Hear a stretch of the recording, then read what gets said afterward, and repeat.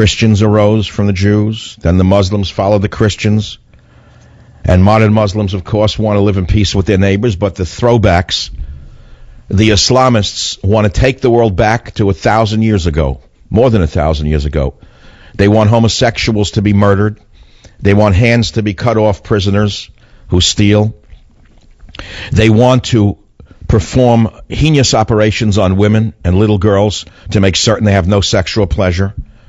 They want women not to drive. They want women not to write. They want women not to read. They want women to walk around in throwback costumes that should be banned in any Western nation that had a brain.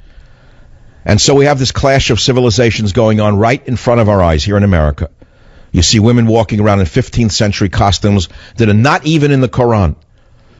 The burqa is not even mentioned in the Quran. And yet we permit this outfit to be worn in America like a crazed Halloween costume, turning women into chattel, lower than a goat, lower than a cow, walking around like a slave in our own society that allegedly is free of slavery. We permit a culture to enter this country, if you want to call it a culture, that is nothing but indentured slavery for women. And who is at war with this culture? The Jews. Why? Because they want to crush the Jews, kill the Jews, drive the Christians out of the Middle East. They're doing it in front of your eyes. Every preacher in America this Sunday should be talking about one thing only. Not about what Jesus did thousands of years ago, but what the Muslims are doing to their Christian brethren right now, whether it be in Syria or in Iraq. That's all every church should be talking about this Sunday. That's all that should be in every church in this country. But instead, you're going to hear the rubbish, the mumbling, the mumbo-jumbo rubbish that priests are only capable of these days. The fire and brimstone that you want to hear is long gone from the churches and the synagogues. There is no fire and there's no brimstone. There's no guidance. Is there any God? I don't know. You see, because God was a vengeful God.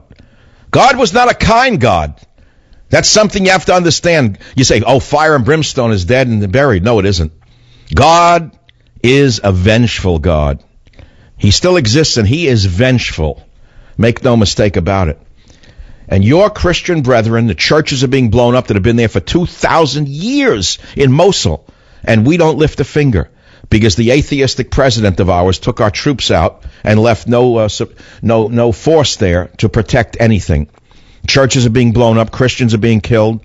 They're being driven out of cities by the Islamists. And so you want the Jews to stop fighting for their survival in Israel? You want them to stop fighting against these Islamists in Gaza called Hamas? You still want a two-state solution when you could see what they can do from a little strip of land called Gaza? You give the Islamists what? The West Bank, Judea and Samaria, the ancient Hebrew lands? And what do you think they will do in Judea and Samaria? Do you think that they're going to live in peace with their Christian and Jewish neighbors? Are you insane? Take a look at what they're doing in Gaza. It's the end of the two-state solution. It's over forever. There can never be any peace as long as you have Islamism. And that's the story. That's the story that we're living through today. We are seeing what happens when America loses its influence in the world, not so much because we lost our power, but because we elected an atheist fundraiser, however you want to put it. I mean, I don't have to come up with 100 different adjectives to describe what we know we have in the White House. A man who is imposing a negativity on this nation that is permeating every cop on every street. See, I talk to people in the street. Last night after I left the radio, I went up to in the North Beach in San Francisco. I love to walk around the North Beach district, which is the Italian district. And I was through working, and it was a hot day, and it was very much like a Fellini evening, a Fellini afternoon. And I wandered up to my friend up in the Pinocchio restaurant, Giovanni. I sat with him outside. We ate some salmon that he had flown, and his friend flew in from Alaska. I wasn't even in the mood to drink. And we talked, and we talked, and we talked. We talked about what the street is like. What is the street like? Because he understands the street better than I do. He said the street is very negative. People are very frightened. They're very lost. They don't know what to believe in. And then we talked about calamari. I was more interested in that. He began as a calamari fisherman when he came here from Italy in 1969. And he told me what it was like in those days, that the waters off Monterey were teeming with squid or calamari.